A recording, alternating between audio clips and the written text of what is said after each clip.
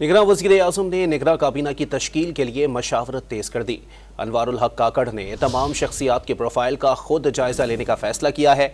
काबीना के लिए जलील अब्बास जिलानी, शोएब सडल, एहसन भोन, सरफराज बुगटी, जुल्फ़िकार चीमा, हफीज शेख और दीगर नाम ज़ेर गौर हैं।